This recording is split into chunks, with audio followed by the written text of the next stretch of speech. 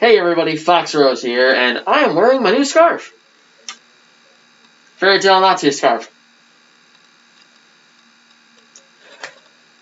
Just thought I'd do stuff for a little bit of fun. Anyways, big thing we're doing today is a review. And what are we reviewing today, you may ask? Well, we are going to be reviewing an anime. A not-so-known anime. One that made it into my top 10 favorite anime. Black Blood Brothers. Black Blood Brothers focuses mainly around two main characters. Well, three, if you count the not-so-useful one. Jiro, Kotaro, and Mimiko. All three of these characters are wound up into the story due to the main villain, Kasa, and her family of the Kulon children. And I'm only going to be going into the anime canon retrospective here. So all of you who have read the mangas and know the story that way, I do not want to know unless they make more of the anime. So the basic plot is Kotaro and Jiro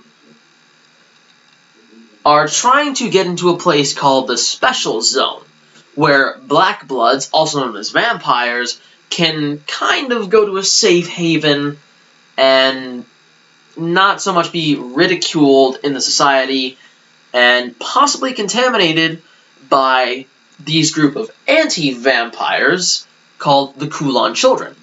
The Kulon children are a breed of vampires, but they are very different from conventional vampires. They don't drink they don't drink human blood. They drink blood from other vampires.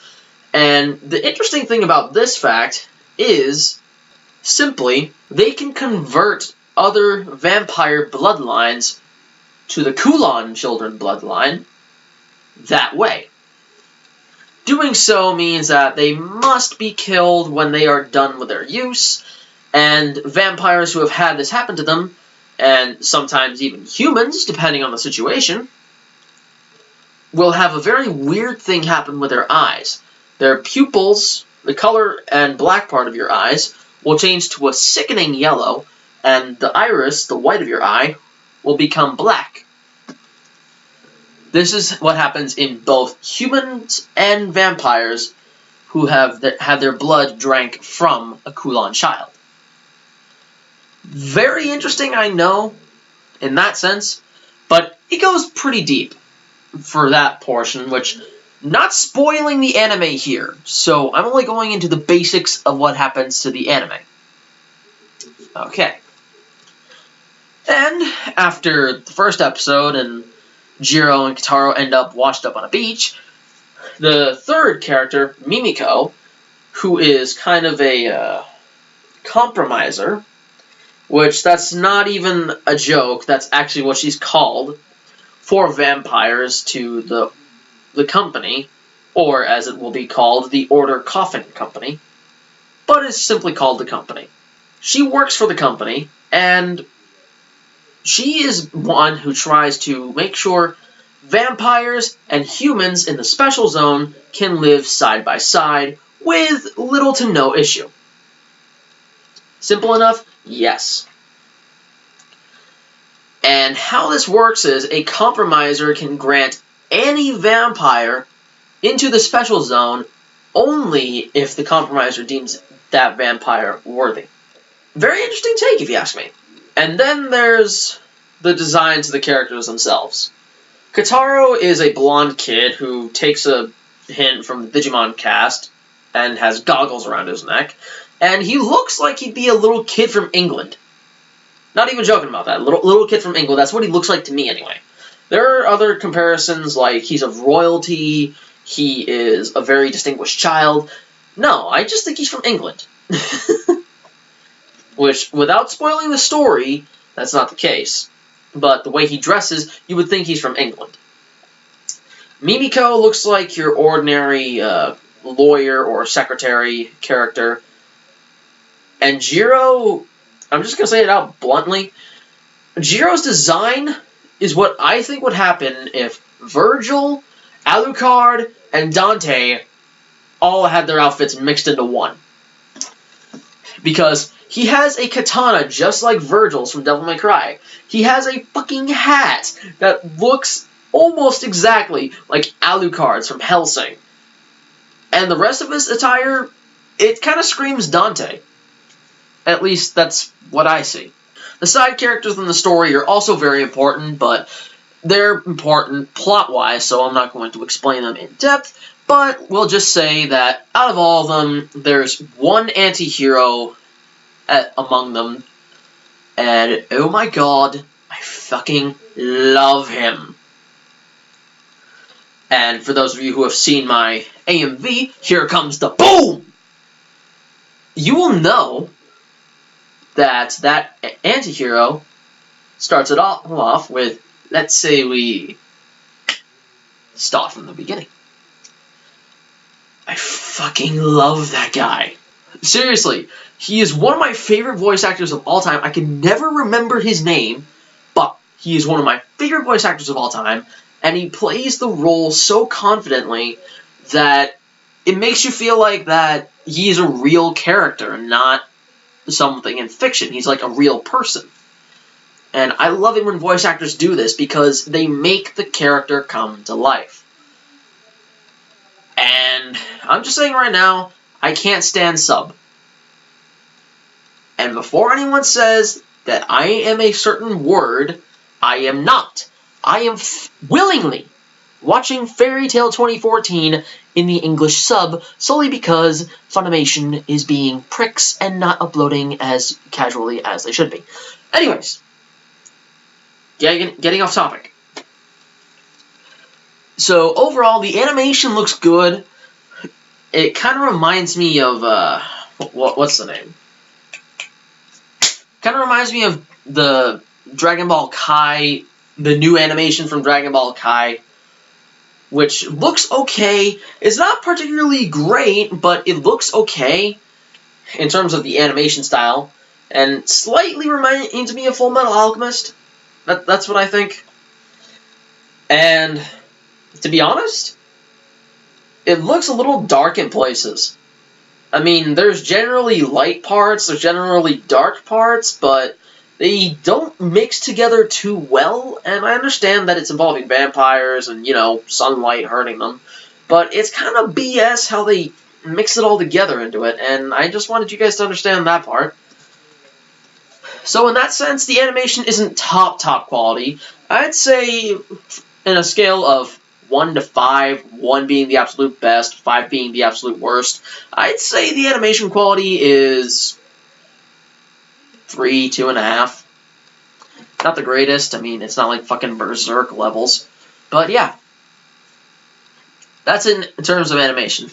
The story, on the other hand, oh my god, I fucking love the story.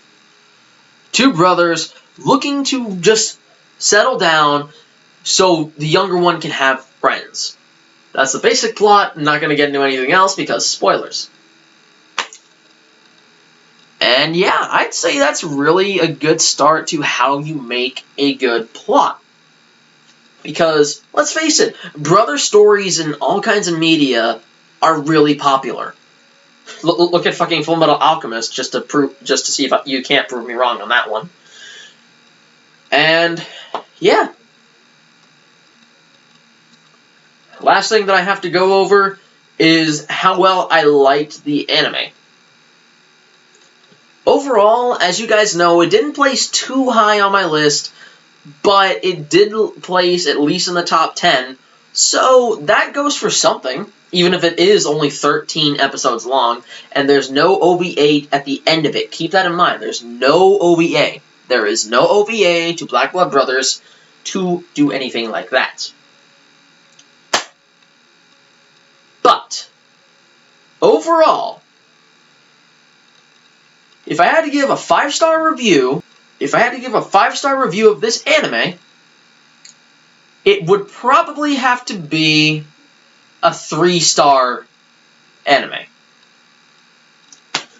That's just me because of how I am as a person, but I flipping like this to the point where I wouldn't put it anywhere else on the list. I mean, I love quite a few other animes a lot more, as I've demonstrated in the top 10, which I'm going to keep referencing until people go and watch it, seriously. And yeah, I think it's done a good job, and overall, yeah. 3 stars, 3 out of 5 stars is a more than perfect rating. So there you go, guys. My thoughts and review, sort of, on Black Blood Brothers. If you liked the video, hit the like button down below to let me know that you really enjoyed this and want more of this content. If you want more review ideas, just in general, games, TV shows, movies, anime, fucking items, which that's a mace, if anyone's curious, ball and chain mace. Anything in general, please let me know in the comment section below. And if you can't get to the comment section, it's okay. I'm not someone that's not going to know what you guys think unless you tell me, which I do have other outlets coming out. I will soon be having a Twitter account. Why Twitter besides Facebook? Well, I want to do a reading your comments thing, and best place to do it is Twitter, because Twitter is Twitter. It's known for hilarity. So yeah. Anyways, if you want more content, subscribe, and I'll be doing this series for a while, and this is kind of a prototype one, just to see if the reviews really kick off or not. And the reviews are solely spur of the moment. Yes, that was all spur of the moment. No script whatsoever. Keep that in mind when you check these out. Because Let's Plays are going to be unscripted. The reviews are going to be unscripted, other than the basic shit. And, yeah. Thank you all for watching. And as always, rock and roll, Dukes and Vixens!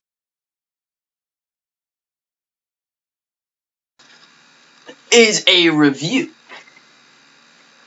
Yeah, sorry about that. Let me review that. First thing we're doing today, which I'm beginning to realize that wearing this scarf for the reviews was a bad idea. So if you'll excuse me a moment. Of this game, I mean not game, anime,